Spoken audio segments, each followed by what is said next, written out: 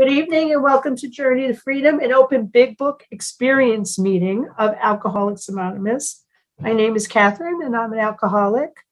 We are hybrid now. We're at Trinity Covenant Church in Livingston, so please join us there.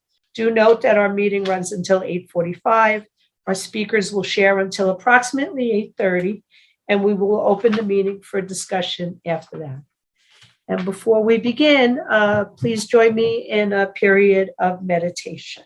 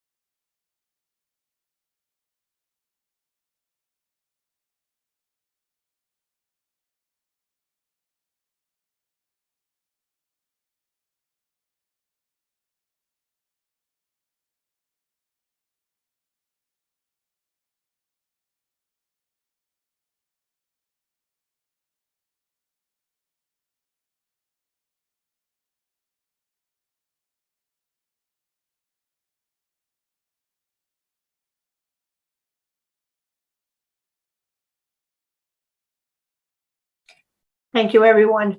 So I'm very happy to turn the meeting over to our leaders tonight, Harold L. from Missouri, and Jimmy A. from the shore. So let's give them a big welcome. And guys, take it over. Well, good evening, everybody. My name is Harold. I'm an alcoholic. Can you hear me? Yeah. All right, fantastic. Great to be here with you all. I'm from the Show Me State, the big, what we call Big Mo here in St. Louis, and it's chilly in St. Louis tonight, but I'm glad to be here. My sobriety date's April 7th, 1987. My home group is A on the Rocks, which meets in St. Louis City, and it's meeting right now as we speak. Strong Three Legacy group in South Side of St. Louis. If you're ever in St. Louis, please look me up, and I'd love to bring you down. And if you let me know early enough, we'll put you to work somehow, some way. We'll get some mileage out of you. I can promise you. That's how we flow here in Big Mo. But it's great to be here. I come from a great line of sponsorship that's made a huge difference in my life. So welcome to all the people that are requalifying here for the first time. They're in sober living environments or they're in treatment center environments. I know we have a vast array of people from all over tonight. And so welcome to Alcoholics Anonymous. And, and hopefully this whole experience over the next 4 weeks is an adequate demonstration of Alcoholics Anonymous. That's what we want it to be more than anything. And hopefully meet you where you're at and help you take the next steps on your recovery journey. I mean, that's really ultimately what we're here for. I know. So I thank Journey to Freedom for inviting me to come and Jimmy for rolling me into this thing. And it's good to be here. And so we're doing a workshop over the next 4 weeks, which typically we do in 5, but we're doing it in 4. And because of the time, it's going to be an abbreviated version, but I think we'll get to the meat of what we're trying to cover over the course of these 4 weeks. And so the title of the workshop is called The 5 Big Delusions. And how did that even come about? And the way that came about is through the Department of Corrections. I came to AA through the Department of Corrections. In 1979, I came to my first AA meeting through the DOC. And when I came back to AA for this last time, I came through the DOC in 1987. And so I started my journey into AA from that context. I came to AA the same way I did everything else in my life. And so what I'm sharing with you, especially new people, is about as much what not to do as it is to do in these first 3 years. But I came to AA with a really rotten attitude that I had my whole life. And I'm going to do AA how I want, when I want, the way I want. If you don't like it, too bad, because that's how I'm going to do it. It's how I did everything in my life. It didn't work out too well most of the time, but that's how I came here. So I just want to set that straight. And I came here and I didn't want a lot to do with a lot of things that were going on here. I didn't want to sponsor because I had a probation or parole officer my entire life. Since the age of 11, I had a parole officer of some fashion in my life. So I just wasn't interested in authority or anybody telling me what to do. I just wanted to take. I just wanted to come here. I really didn't even want to be here, but I had nowhere else to go. And my life depended on me being here. I had a little bit of that in my DNA. I knew that was the truth, but I really didn't want to be here. And I fought and I resisted, but I came. And through the process of keep coming back, the magic that's here, the miraculous power that's in these rooms and in these steps and in these traditions and in these concepts finally got into me, and it transformed my life. And so through that and through sponsorship, which came, in 1990, after I was, can you hear me now? Yes, perfect. Somehow or another, it said I was being logged out. And so here I am. But anyway, and so so to catch back up, I got started really working the steps and with the sponsor after I was here 3 years. And that happened for me in 1990. And in 1990, sponsorship said, if you really want to have everything that this fellowship has to offer, then you need to make sure you have a new guy you're on this journey with all the time for the rest of your life. And you need to go somewhere once a week where you don't want to end up. And that started for me in the Skid Row missions here in St. Louis. And I did that from 1990 till 93.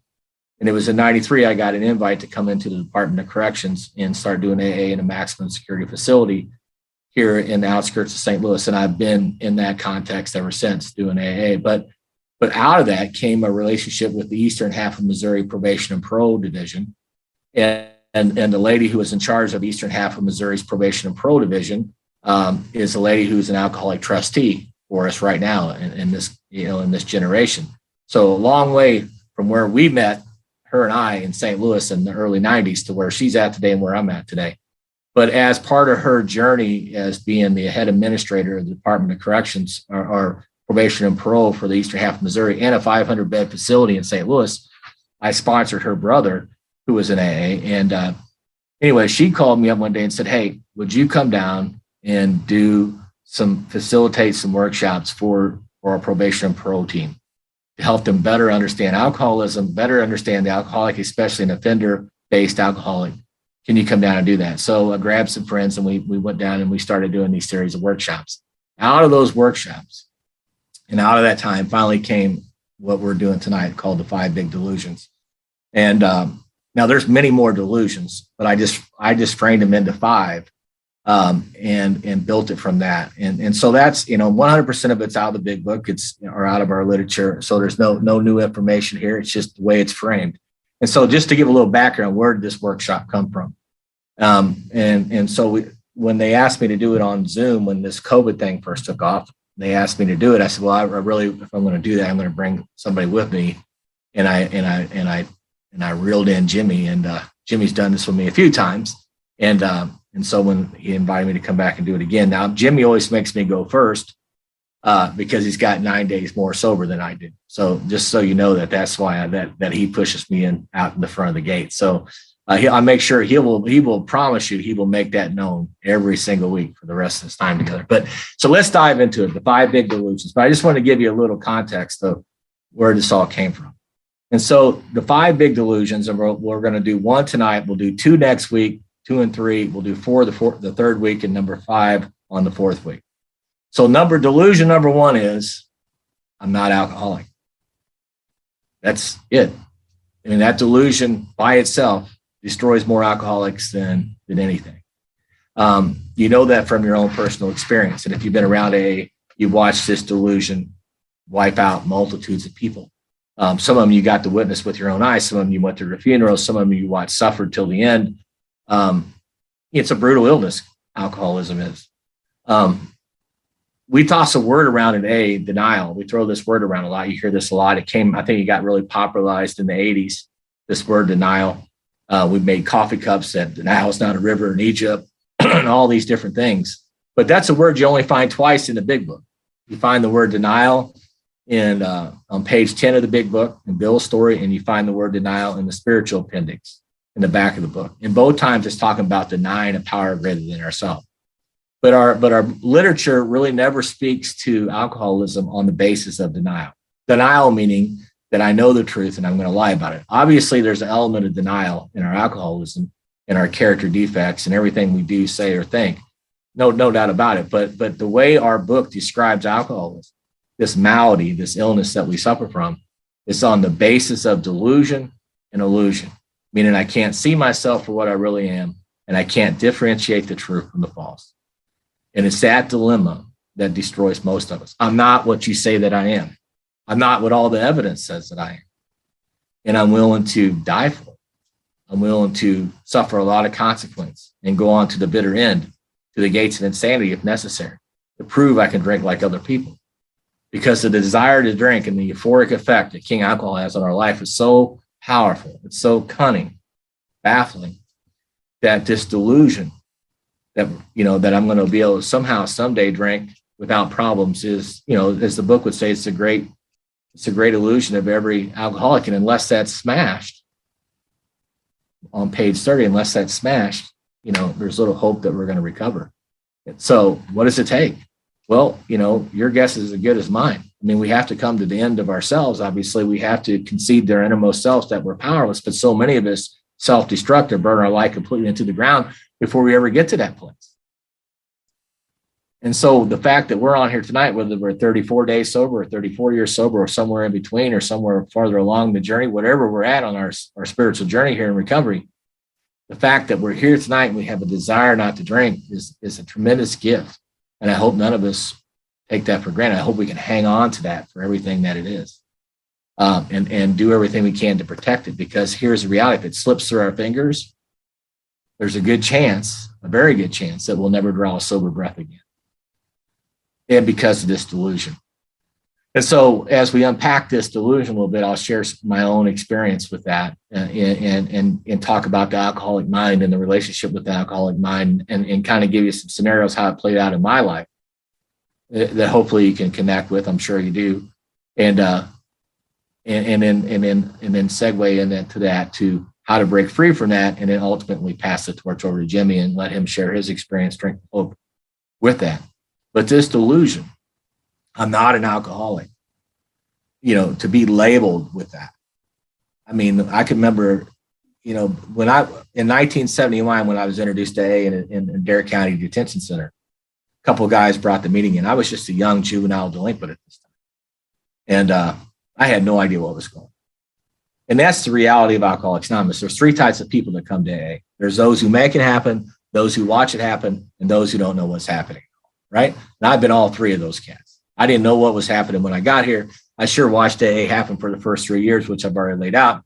And it wasn't until I got into the Make It Happen crowd, which there's many on here tonight, that my life got transformed and changed forever. But I didn't know what was going on. And so I just had to be there. It was part of the thing. I was in a pod. They brought the meeting in, and there it was. I bailed out of that charge. I had just got out of Boonville Correctional Center, and I was out on bond, and I got a plea bargain deal, which was to go back to Boonville Correctional Center for another 2.5 years or go into treatment center. So I went into treatment center in 1980 for the first time. The big buzzword in treatment back in those days was chemical dependent, alcoholic, chemical dependent. We didn't have all these other words. And my delusional mind was I was, other substances, street drugs were more of an issue for me than king alcohol. That was where delusion really sat in for me. And it would be, so when I left there, I made an oath to myself, I'm going to quit doing some of these things. But, that's where my drinking took off and it escalated from there and became the dominant force of my life. But when we talk about delusion, and we get into this, the delusion goes way past our drinking. It goes back to the root of the problem. The root of the problem being extreme self-centeredness, as our book would lay out, spiritual bankruptcy, being spiritually bankrupt in a lot of ways, being emotionally immature, mentally immature, spiritually immature, all the way down the spectrum. But when we peel back this onion, I think far enough in our life, we find that there's lots of delusions. And the delusion that I know that I suffered from the most, I didn't know it in the beginning, I know it today very well, is what I would call, and this is my terminology, but I call it the delusion of inequality. The delusion that I'm not enough. The delusion that I need to be something other than I am. And that delusion plagued me as far back as I can remember. This delusion of inequality. And it's our culture, it's this context. And I believe it's any context you live in, but definitely here in the West. The context puts this identification, it puts you into a box, it puts you into a category and says, this is what you're supposed to be. You live in this, you have these amount of zeros, you live in this zip code, you drive this car, you wear this clothes, you wear this makeup, you wear this, you do this, you have, whatever. They call it keeping up with the Joneses was terminology they used back in the day. But it's this delusion that I'm not enough. And our culture vomits that on us every single day of our life. And reality was, if I'm honest with myself, and what you thought of me paralyzed me. And if I'm not careful spiritually, I can still fall into that delusion of inequality that I'm not enough. I don't even qualify to be here with you tonight. That's how powerful this delusion is. And I've made a lot of really poor choices in my life based off that delusion alone. And I can promise you have to. And so many of them are at a subconscious level. So this delusion runs deep. And so what I wore, how I dressed, how I changed, everything about me was driven by this delusion. It didn't really manifest, at least to a high level, until I moved when I was somewhere between 8 and 9 years old. I was raised by a single mom, my mom was married to 2 different alcoholics, ended up in a state mental hospital, met another alcoholic. It was my dad. I came out of that marriage. She ran him off, and then she turned her will and life over to God, not through recovery, through her own religious terms, but it was through that surrender that she changed her life, and she never wavered on it. And she went on to be an amazing woman and died in 2015. But through her reconciliation process, trying to make it in the world as a divorced woman twice in the 60s with no education, no family. And I came on that journey with her. And so we lived in some pretty tough times. We shared a bathroom with the lady next door until I was 7 years old. And then somewhere right around 8 or 9, my mom says, look, we're going to move to St. Louis. I said, why? We lived in a little country town on the Kansas-Oklahoma border. I went to a Catholic school with less than 100 kids. I lived a very sheltered life. I didn't have a lot of this delusion eating me up at this time that I can remember. I probably did. I just don't consciously remember it that much. But I can remember it well when we moved. And we moved, she said, well, we're going to move to St. Louis. I said, why? She says, because you got a brother and 2 sisters you don't know about. And I'm like, what? This is like, who are you? There's this whole story about my mom I don't even know. And so we make this major shift to St. Louis so she can begin her 8th and 9th step work, her reconciliation with this family she walked away from and was gone 10 years, and they didn't know if she was dead or alive. And she resurfaced in a state hospital in Nevada, Missouri. So she had that dark past to deal with. But I came along for that ride, and we moved to St. Louis. And I went from a school of less than 100 to a school of thousands. And I just didn't look the part. I looked like a little country kid. And so immediately this delusion of inequality jumped on me. And what you thought of me, like I said, paralyzed. And I had this spiritual battle going on between my ears. And this is kind of how the battle worked. I'd walk into a room with people, and I want everybody to pay attention to me. And I'd also want everybody to leave me the hell alone. And the kicker was I wanted you to do it at the same time. That was the spiritual battle going on. If you just come over and said, Harold, we think you're freaking awesome, and never talk to me the rest of the night, that would have been great. But that's not reality. So my mind would just be going crazy, with all kinds of stuff. And this is that delusion of inequality. And so what happens is, what do? I start growing my hair long because this is the 70s now, and I don't look cool. So I start growing my hair long. I take the thumbtack out of my Kiss poster and pierce my ear. I start wearing a Billy Jack t-shirt, a black Billy Jack, because Billy Jack was a badass back in the day. And I got me a blue jean jacket, tore the sleeves off it, got me a big peace sign and a USA patch put on. Started wearing big bell-bottom pants. I got me some red boots or some brown suede boots with red shoestrings. And I made me a headband out of a piece of belt. And I grew my hair long, and I had gap teeth. I had freckles. I had pimples. I looked like a freaked out howdy doody, man. That's what I looked like. But I thought I was pretty cool at the time. And so this is how this delusion is driving my life. I haven't met King Alcohol. But this is what I'm talking about. When they talk about being driven by 100 forms of fear, this is what they're talking about. This is driving my life. But the delusion is I don't even see it for what it is. And then along comes street drugs, along comes tobacco, along comes sex, along comes King Alcohol. Before I'm even 11, I'm already doing this stuff. I grew up on the streets. My mom was never home, always working minimum wage jobs to keep a roof over her head. So the time I was 10, I was on the road doing whatever I wanted to do, going and coming as I pleased. Led to a life of crime, led to started my journey in the Department of Corrections at the age of 12. And the DOC would have its teeth in me until well into sobriety. And so that's my life in a nutshell. But through all that came so much delusion. And so these delusions, as when Nancy asked me to come and put this workshop together for the Department of Corrections, and I thought about it. I said, well, how do I explain the alcoholic to probation and pro so they better understand the alcoholic? And so this is how it all came out. And so these 5 big delusions are just, I frame them this way. The delusion number 1 is I'm not alcoholic. Delusion number 2 is I am alcoholic. I can finally own that truth, but it's not my fault.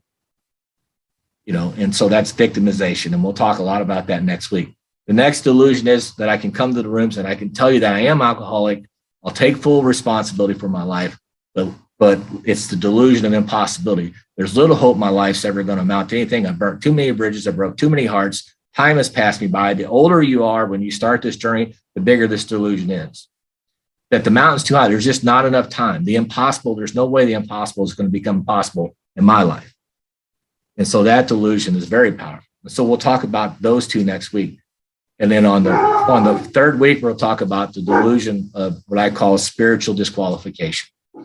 And we'll spend some serious time there because spiritually being disqualified and the delusion around this idea of a higher power, God as we understand God, all that stuff, atheism, agnosticism, all that stuff. We'll unpack that in week 3. And in week 4 is the delusion that there's no real purpose for my life other than I'm just not going to drink anymore. Because of my checkered past, I mean, what value is there really to my life? Let's just be transparent. So those are the 5 big delusions in a nutshell. There's many delusions in each of those categories. I just framed them that way for the context of the workshop, but that's how it comes out. So this delusion number 1, that I'm not alcoholic. I took my first drink at the age of 11. Now, my mom drank her whole life. My mom always had the cheapest beer on sale. My mom was cheap. We were poor. And so whatever was on sale till the day she died, even when her life got better financially, she always bought what was on sale. So there was nothing great in my mom's refrigerator. Ham's Light, Milwaukee's Best, some really cheap beer. And she always had a 5th of Old Crow underneath the sink. Some of the old timers call that the Dirty Bird. But, this is the liquor my mom always had. And she smoked Virginia Slims. Now, I'm sure more times than not that I got into her liquor cabinet and I got into her cigarettes. I know I was a young Catholic boy, altar boy. I know I drank some altar wine, but I don't count any of that stuff as the first drink. I just don't, for me personally. My first real drink, my first real intoxication, transforming, life-changing experience with King Alcohol came between age 11 and 12. I told you I'm in St. Louis. I'm a rock and roll drummer. I started playing drums when I was 5. I grew my hair long. I'm in the jazz band. I'm playing in some street cover bands, and I'm gifted at it. And so I was invited into circles I really didn't have no business being in, growing up on the streets. And my buddy Steve, I played music with, Steve was about 17 or 18. I'm 12. And here's the part that baffles me today. When I see somebody who's 12 and they're just a normal kid, it's like, how could I be doing what I was doing when I was your age? It just don't make any sense to me still today. But I was. But I went to this guy's house and I've never been to a party before. And he invited me and I went there and he was behind the bar, his dad's bar, his parents were in Florida. He's playing the big shot. And he asked me the all important question, what are you drinking? Well, nobody had ever asked me that before. Nobody. And I had no idea what to say. I said, I guess whatever you're drinking is what I'm drinking. And he made me a big glass of slow gin and coke. And I went over on the couch and I sat down with it. And I finally got the courage to take a pull off it. And it tasted like cough syrup. It wasn't that big a deal.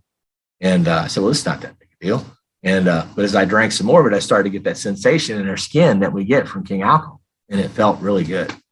And I drank some more, and I started to get a smile on my face. And I drank some more, and the smile got a little bigger. And I drank some more, and eventually the smile wrapped all the way around my head and touched back here, man. And it changed my life forever. That was the effect of alcohol. And nothing had ever done that for me. Playing music, playing drums, none of that stuff ever did that for me. And that was the beginning for me. I turned my will in life over to that, not only the effect alcohol had on my life, but everything that went with it, the lifestyle. And I chased that with everything I had. It was an apocalyptic moment. Apocalyptic meaning something's been revealed, unveiled to you that you've never experienced before in your life. And that's the transformation that happened for me with King Alcohol. And I jumped off into the abyss of that. And the delusion that comes behind King Alcohol started immediately. I got as sick as I've ever been off alcohol. I probably swore off alcohol for the first time that night. I'm sure I lied to my mother about what was going on that night. I didn't drink the next day, the next morning, or the next week, or probably the next month. But my life shifted. It was a major shift in my life. And I would never return to that ever again. You know, in recovery circles, sometimes they use this illustration. They say, you know, at some point in your life, you were a cucumber, and somewhere you went to becoming a pickle. And step one is the full acceptance that you're never going to be a cucumber again. But the delusion is, yes, I will, and I'll prove it to you. And it's that delusion that kills most of us. When all the evidence says, man, you are a pickle, brother. I mean, I don't know how else to sell it to you. You are a pickle, whatever, man, and whatever. And so that delusion is powerful. I'm going to give one illustration of how that plays out, the alcoholic mind, then I'm going to pass it over to Jimmy. But this is how it plays. I was 19 years old. I was living in Akron, Georgia. I lived all over the South. I left home when I was 15 years old. And I lived all over Texas, Tennessee, and Georgia. Now I'm in Akron, Georgia. Some of you remember the late, great Charlie Daniels, right? He wrote a great song back in the 80s, maybe the 70s. I think it was the 70s, called The Devil Went Down to Georgia Looking for a Soul to Steal. Well, he found me in Akron, Georgia, Red Barn Trailer Court. He found me right there in that trailer park. And he came and met me full swing. And now I had a lot of consequences up to this time. I'm 19 years old. I drank in the bars. I loved the bars. I loved the honky tonks. Loved it. And I was a blackout drinker. It caused me all kinds of problems. I had a big mouth. I was rowdy, more problems. But I never had any times that I can remember. And since that moment I told you when I took that first real drink to this moment, that I had any times that I sat down with any concession that I'm alcoholic, that I'm powerless, or that I want to do something different in my life. Never. And the first time that happened was at the age of 19. And I'm 19 years old. I wake up on a Saturday morning, been out drinking in the honky tonks all night. Woke up with a big tomato head. That's what they call a hangover in the South. Woke up with this big tomato head. And I was fully dressed, had on a flannel shirt, had on a blue jeans, had on boots, and I had on this beige vest. And I woke up with this big tomato head. And as I woke up, I had blood all over me. I had blood splattered all over my jacket, all over my hands. And of course, I couldn't remember what happened to me. And to this day, I can't remember what happened. But I went into the bathroom because I figured somebody just kicked the dog snot nasty out of me, which wasn't uncommon. And as I went in there and I started to try to figure out where I was bleeding from, I realized after I got my shirt off that somebody had sliced me all the way around my arm and then stabbed me in my rib cage.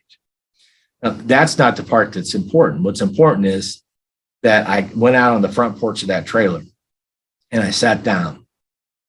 And it's the first time that I ever had any kind of honesty with myself, any kind of truth in my mind about what's going on in my life, and any kind of desire to live a different life. And I sat there and I said, man, I got to do something different than I'm doing. I'm very emotional. I got tears in my eyes. I got tears running down my face. I'm scared because I don't know what happened. To this day, I can't tell you what happened. But as I sat there, it was just like, you know, the authors of our big book, they took an old English character, John Barleycorn, they personified alcohol, and they threw him in our literature. We even find him in our traditions. Excuse me. And it was just like King Alcohol was sitting right next to me with his arm around me. And this is the delusion. This is how this delusion plays out. This is the alcoholic mind. And if you're new on here, which I know we have a lot of new people, when you hear people talk about the alcoholic mind or the cunning, baffling nature of alcoholism, or this peculiar mental twist, or the stinking thinking, or there's lots of stuff that's all synonymous, but this is what they're talking about. And it's this mindset, it's this delusion that destroys most of us. You couple that with a mental obsession and a physical allergy to alcohol, it's a deadly combo. And so here it is. And so I'm sitting there in very emotional. And the problem is there's nothing between me and King Alcohol. And there's nothing between you and whatever it is in your life, whether it's drugs, whether it's sex, whether it's booze, whether it's food, it doesn't matter. If you're powerless over it, and there's nothing between you and that force that's greater than, more powerful than you, then you're going to succumb to that every single time. Well, there was nothing between me and King Alcohol, for sure. And so as I sit here, but I call King Alcohol the great compromiser. This is where the delusion comes in. As I sat there, full remorse, kind of with a solemn oath that I'm ready to do something different, this is what King Alcohol said to me while he's got his arm around me. He said, you know what, kid? You're right. You do need to do something different. But before you do anything drastic, go grab your old army jacket and let's walk up here to the Magic Market and get a quart of beer and a pack of smokes. And it sounded like a really fresh idea. And if you're alcoholic, you know what I mean. I mean, it's insane and as dark, as twisted, as delusional and as illusional as it is. That sounded like a rational idea. And I walked in and got the army jacket. I didn't even wash the blood off my hands. And I started walking up to the Magic Market. And that sense of ease and comfort came over me before I ever got there. And if you're like me, you know exactly what I'm talking about. And I got to the liquor store. I bought the quart of beer. I popped the pack of smokes. I come outside. I twisted that cap, made that noise we all love when it comes off. And that spirit come out of that bottle. And I took a mighty pull off it. I made that face we always make. And that was the last time I thought about not drinking for a couple more years. That's alcoholism.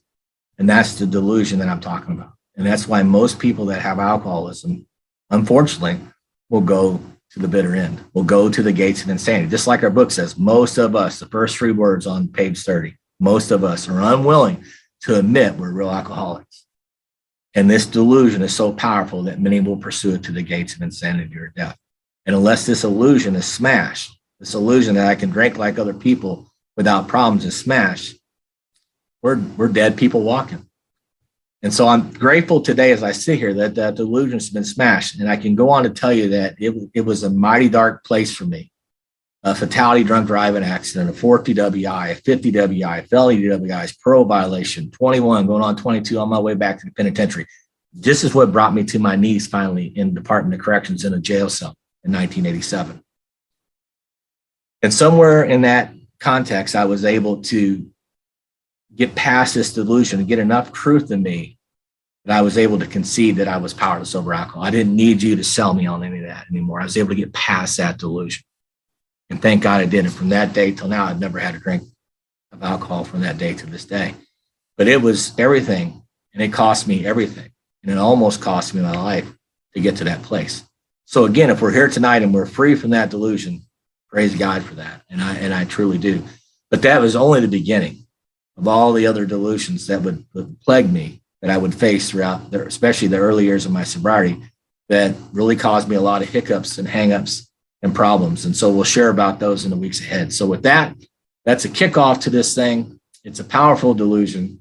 I'm glad I was able to find victory over it by the grace of God. I'm glad you were too. With that, Jimmy, I'll pass the torch to you. Thank you. Thanks, Harold. Hi, everybody. I'm Jimmy. I'm an alcoholic. Grateful to be alive and sober. And I have a home group too, and it's called Design for Living Group down in Neptune, New Jersey on the shore. I have a sponsor, service sponsor, sponsor a lot of guys. And I've been sober since my first meeting of Alcoholics Anonymous, and that was on March 28th, 1987. Now, I was so proud of myself today because I had thumb surgery 2 weeks ago. I was so proud that I was able to tie a tie finally and to close that top button. But I have to say, I am 9 days sober more than Harold, and I've been paving the road for him for 34 years. So just keep following me, Harold. We'll be okay. But thank you, Harold, for having me here with you, and thank you, Karen, and the group for having us. It's really amazing. I'm sitting here, man, I feel like I'm in my living room with just a bunch of friends. That's what it feels like. A lot of us know each other. We've been to a lot of conferences together and parties and meetings and diners and all that stuff. And it just feels great to be looking out, this AA community that we have been given. It's truly unbelievable. Like, how would I meet a guy like Harold? He is nothing like me. His story is completely different from mine, but we are exactly the same. That's a nice paradox. Completely different, but we're exactly the same. And I met Harold in Kansas City. What would a Jersey guy be doing in Kansas City if he wasn't in a witness protection program? Well, we were at a conference and I heard Harold speak, and we eventually became friends. And and then in 2016 we did a retreat together up in upstate New York, and and I remember sitting at that retreat, and I remember Harold. We weren't talking about this stuff, but Harold included this stuff in a lot of the talks he was talking about. And I sat there next to him, and I'm like, man, he's putting words to the stuff that's going on in my mind.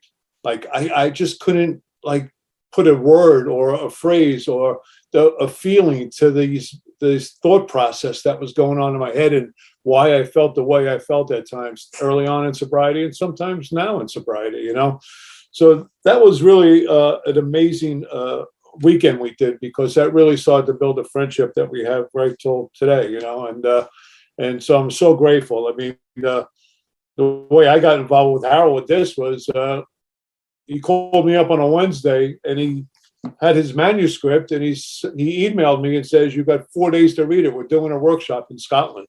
So that's how I started. So this was, and boy, was I nervous at that. First of all, I couldn't even understand what the guys from Scotland were saying, and then me and Harold were going. But it's really been a really great thing for me to really look at this, because one of my biggest delusions, and like Harold just said, we'll focus on 5, but it's almost like a centipede. There's these 5, but there's 1,000 legs that come out of that. There's 1,000 other delusions that we all have, and we all don't even know we have, and we believe them to be truth. And and I guess one of the biggest ones I had was that physical sobriety equates to soundness of mind. Not drinking is a solution to a spiritual dilemma. And for years in Alcoholics Anonymous, I believed that to a T. And the best way I like to tell a story, or not a story, I like to tell you, and I tell this story a lot, but it's about 2 guys I know, Joe and Bob, and I remember one day Joe went to a meeting, and Joe came to the meeting like he always does, right when it was about to start. He walked in, he went right to the coffee pot. He started making a lot of noise around the coffee pot, complained that there was no milk left in the milk, all that stuff. You could hear him shuffling. He sits down in the last row, and the meeting opens up, and one of you fine folks starts to read how it works, and Joe starts complaining, or you could hear his breath, because some of you guys were mispronouncing some of the words. As the meeting started and the introduction started to go on, when some of you guys said that you were an alcoholic enda, Joe got really upset, because this is just AA. You don't say you're anything else. As the meeting continued and the sharing started, and some of you guys just went a little bit long and talked about a lot of things that had nothing to do with anything. You could see the body language of Joe, and you could hear him huffing and puffing. At the end of the meeting, Joe got up, and he didn't get into that circle that we all get into and hold hands and say that prayer. He just went right to the threshold of the doorway of the meeting hall. And then when the meeting was over, he just looked in and said, "What a waste of time. I should have never gone to that meeting tonight." Now, Bob, on the other hand, Bob comes to the meeting like Bob always does. About an hour before, he does all the things that we do. We set up, we break down. I mean, puts out the literature, he makes the coffee. When the meeting starts, where's Bob? He's right up in the front row. When one of you guys starts reading how it works, Bob's eyes well up with tears, because he's so grateful for what we have as a fellowship. When some of you guys start to share your names and who you are, Bob is so excited, because he hasn't seen you in a while. He can't wait to talk to you after the meeting, and then when some of you guys start to discuss some of the things that are going on in your life, Bob's eyes are really welled up, because he's so happy that you came back to Alcoholics Anonymous. At the end of the meeting, Bob does what Bob always does. He breaks down, he cleans up, he puts stuff away, says goodbye to everyone, and when he gets to that threshold of the doorway, he turns back and he says a prayer. "Thank you, God, for the fellowship of Alcoholics Anonymous, and thank you for my sobriety." And he goes home. Now, why I tell you that story is because Joe and Bob were at that same meeting when that happened. So the question always is, or the real the spiritual mirror is, who's sitting here tonight, Joe or Bob? And I'm here to tell you, because of this delusional mind that I have, I've been both. And I'm proud to say that. I used to no, I don't. I've been both. I'm a guy. My sponsor always says we're all human beings on a spiritual walk, and sometimes we're going to lose focus of that spiritual walk. So some of us don't adhere to these principles at all times. So it's been a while. It has taken me a while to see that when I'm in this delusional state of mind, especially with the ones we're going to be talking about, what I don't see is how dark my life really gets. When I live in that thing in our head, our good friend that's on here now, he says it all the time. My alcoholism doesn't come in a bottle. It comes in my mind. And the crux of the problem is the thinking mind. And my mind will always bring me down a different pathway. My mind will always blame somebody for the way I feel. I mean, I always, a lot of you guys have heard me speak, and I always make that little joke when I start off. But, I was born perfect, and I was quickly handed over to these 2 character defects called mom and dad. So right from the get-go, I've been always blaming people. I've been blaming my parents, eventually someone, the first girlfriend, the boss, the ex-wife, the neighborhood. I mean, it's always been someone's fault for the way I feel inside. So this delusion, I'm not an alcoholic. Well, here's a question. What makes me think I'm not? I like to read something I read this morning, which I think really applies to today. Comes out of Daily Reflections. He cannot picture life without alcohol. Someday he will be unable to imagine life either with alcohol or without it. Then he will know loneliness such as few did. He will be at the jumping off place. He will wish for the end. Only an alcoholic can understand the exact meaning of a statement like this one. The double standard that held me captive as an active alcoholic also filled me with terror and confusion. If I don't get a drink, I'm going to die. Competed with, if I can't continue drinking, it's going to kill me. Both compulsive thoughts pushed me even closer to the bottom. That bottom produced a total acceptance of my alcoholism with no reservation whatsoever, and one that was absolutely essential for my recovery. It was a dilemma unlike anything I have ever faced, but I found out later on a necessary one if I was to succeed in this program. So I think we all get to that place, or that jumping off place. Dr. Bob talks about that in his nightmare, being stuck between that rock and a hard place. I don't want to drink, but I need a drink. And see, I grow up with, like a lot of us, I grow up in that neighborhood. I grow up in that family. I grow up where the only requirement for membership in a neighborhood is 5 or more kids. There's always parties. There's always things going on. There's always king alcohol at every event that I'm at as a young child. And we hear that statement quite often, that alcoholism is a disease of perception. And the way I see drinking is that drinking equates to fun. Drinking equates to, problem solve. Drinking equates to freedom. And why I would tell you that is because I would watch the elders as they sat in my house or in the backyard or out on the front stoop, and they would have their drinks and they would have their beers. And what I would witness is, the magic that comes with drinking. How could drinking be a problem, right? It's fun. Look at my dad. Look at my uncles, But then there was those days, I had that guy dad too, like a lot of us. We all have those daddy issues. I have one of those guys too in my life. And he's a tough guy and he's a rough guy. And he's a guy that, I feared growing up. And I internalized a lot of that fear. And I internalized all the insecurity and the fear that I had. More importantly, I internalized all the secrets that were going on in my family, because that's the kind of stuff that never left the house. So no wonder why when I come into Alcoholics Anonymous, I'm filled with all this darkness in my life, and I'm being driven by a mind that, I can't talk about this stuff. I've been programmed not to talk about the things that are going on inside me. So I drink over this stuff, and I just stay in the middle of that rock and a hard place. I don't want to drink, but God, I need a drink, And again, growing up in this family, and seeing the ease and comfort that comes at once by my dad, he would take a drink and he would be a different person.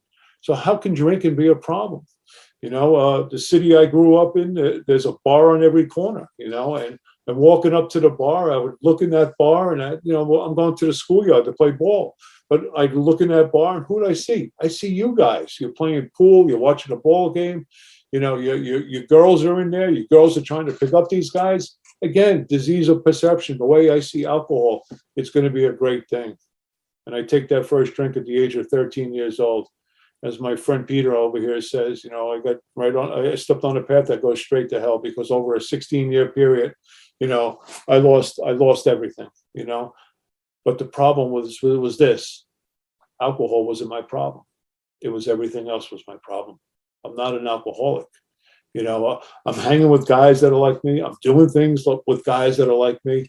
I'm living this criminal activity like guys like me. I'm just living on the streets. I'm living this life that, the life we live, and I don't see anything wrong with it. I justify my drinking. I rationalize my drinking. If you had my life, you drink too.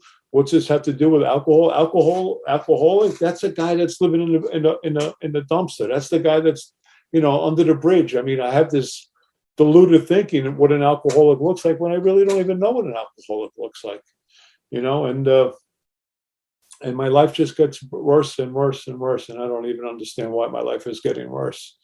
It was so important to never leave a party. I know that sounds ridiculous. It was so important never to leave the bar, never to leave a party, no matter what.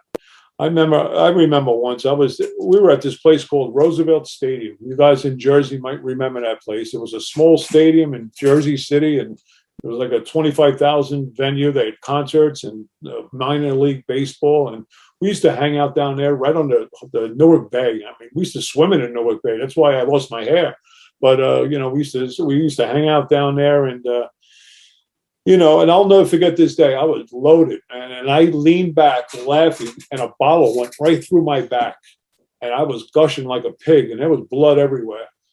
But I wasn't going to leave that party because I might miss something. That sounds so delusional. Does an alcoholic do those kind of things? Well, apparently I did on that day.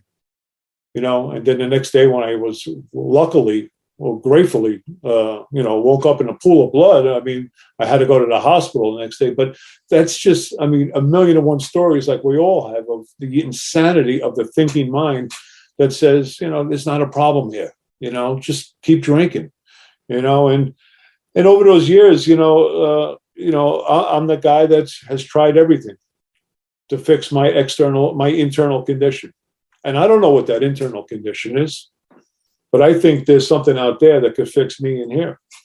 Now I'm walking around with all this anger. I'm rageful at everything. I have a resentment. I'm afraid of everything, but I'm a street guy. I'm not going to tell you all that stuff. So again, I internalize my emotions and I don't share the way I feel. And, so what happened to me was, being a double-edged sword guy, I decided to get married because I think getting married will solve my problem. And 4 months into the marriage, I walk out of the marriage. I walk out of the marriage because drinking is more important than being a married man, being a friend, being anything. I don't understand words like responsibility. I don't understand words like trust and affection. I don't understand that word intimacy that you guys talk about. I'm a raging alcoholic, but I don't think I am. So I blame her for the marriage. I blame my parents. I blame anyone. I blame everyone for the way I feel deep down inside. I can't take stock honestly. That's why most of us have trouble when we come to the program and we're asked to do a fourth step. I can't look at that stuff. Can't we just pull a blanket over it and just hide it away? But here I am, and I'll never forget, it was the Super Bowl 1986. The Giants were playing the Super Bowl. New Jersey was completely crazy because they were in the Super Bowl. And I remember walking into a bar and I had this hearing. I got this job. I don't even know how I got this job. And I was working for this company, and they were going to fire me the day after the Super Bowl. Now I go to the bar, and again, the mind says, just drink soda and you'll be okay. What I don't see is the power of alcoholism. Because my mind was standing in the bar that day, and I was standing behind a couple of people, and as I was ready to get my 27th club soda, I saw the bartender put probably a 50-cent tap beer down, which was about 8 ounces in front of me, or in front of the guy that was in front of me. And I looked at that beer and I said to myself, how can that hurt me? And I ordered a beer. See, I had no idea about the first drink. I had no idea. I thought that was the most ridiculous thing I ever heard when I came to Alcoholics Anonymous, is that the first drink gets you drunk. But here I take that first drink and I go on an all-night run where I show up the next morning at this hearing And I think because I have this delusional mind that if I just put a suit on, they'll keep me on the job. But I walk into this meeting, and there was 5 people sitting up at a table, and they looked at me, and the manager looked at me and said, "Jimmy, if we light a match, you'll blow up." The alcohol was pouring out of my pores. Now, I tell you that story because what happened in the next 5 minutes. The woman who ran the employee assistance program came up to me, and she said to me, "Jimmy," she broke around anonymity to me. She said 2 words I've never heard before in my life. She goes, "I'm a member of Alcoholics Anonymous. I'm 13 years sober. If you just said that you had a drinking problem, I could have helped you and you could have kept this job." And I can tell you that the look I had on my face, looking at her, a drinking problem? Are you kidding me? You think I'm an alcoholic? Are you kidding me? I mean, the denial, the delusion was so strong. My life was crumbling and falling apart. And I looked at this woman with such disdain. I'm not an alcoholic. My problems are her, the job. You fired me. And not too long after that period of time, to fasten this up, is I found myself at Newark Airport.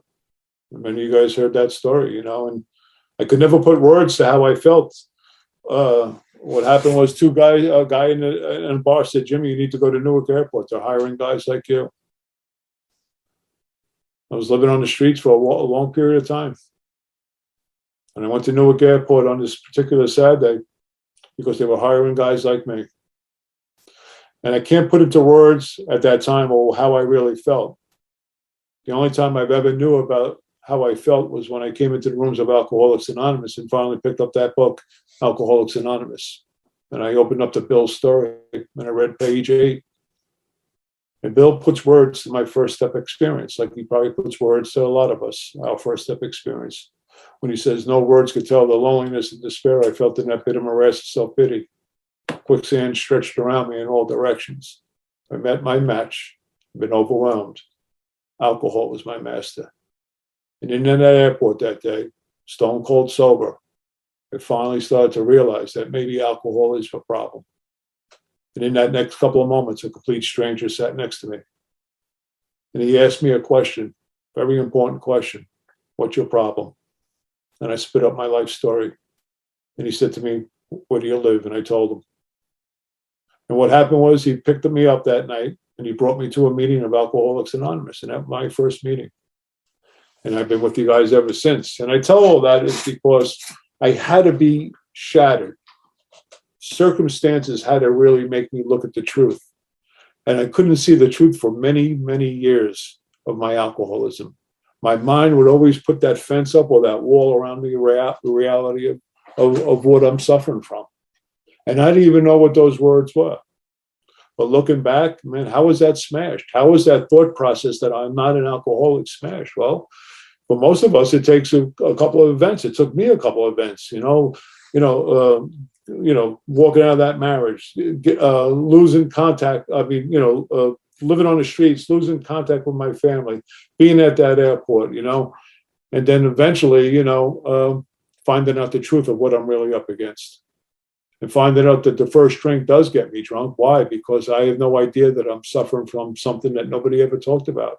And it took me a while in the rooms of Alcoholics Anonymous to find out what I really suffer from, this hopeless condition of mind and body. I had no idea about the physical allergy. I had no idea about the phenomenon of cold craving. I didn't know that I had this obsession, an idea that's so strong it overcomes all other ideas. I didn't know any of that stuff.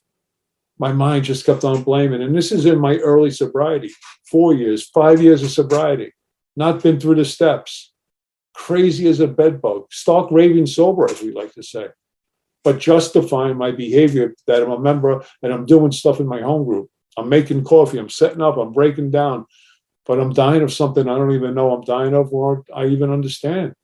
And that's untreated alcoholism. My mind wouldn't allow me to look at that stuff.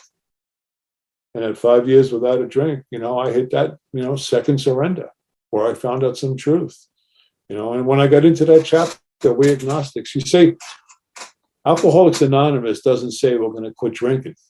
It says quite the opposite. You can't quit. Lack of power is your dilemma. You have no mental defense against the first drink. And see, what I found out is that when I was brought into that chapter, We Agnostic, AA is designed to do one thing and only one thing, to introduce us to the great reality called God. And when I started to open up to that, my life changed. Because if AA is not designed to bring us to a power greater than ourselves, guess what? We're all dead men walking. So the wake-up call for me was, we're agnostics. And when I was open-minded to see some truth about my life, I was willing to move forward and make that decision. And as I always say, walk into that hallway of darkness. Because really, we have two goals here. If you know, I'm going to tell you that right now, we have two goals in Alcoholics Anonymous. One, don't drink the first drink, the obvious one. But the second one is something I think we all want to attain, and that's to step into the sunlight of the Spirit. But in order to step out into the sunlight of the Spirit, we got to walk through the darkness of our life. And we have to uncover, discover, and discard, especially the thought processes that lead us to where we are. The things that create my resentments, the things that create my fear, the things that create my harms. I know today I'm an alcoholic. I know to my core. But that doesn't mean I take my foot off the gas. We all have clay feet. I know that. I know many of you know people who have drank with more time than me and Harold. That's for sure. I do. So all we really get is a daily reprieve contingent upon our spiritual condition. So, over the next course of weeks with Harold, I know where we're going to be going. There's so many things that really block us from freedom. So many things that block us from a real relationship with God. So many things that we don't even know we're thinking about until we really get it down on paper or talk to a sponsor and really start inventorying some of this stuff.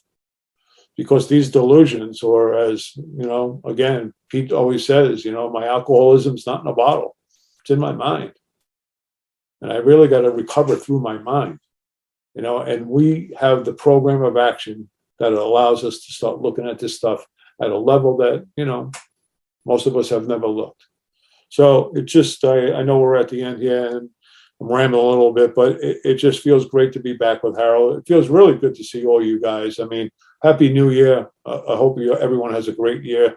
Hopefully we get past what we're getting past around here, but, be safe, and thanks a lot for letting me share. Thank you, Jimmy and Harold.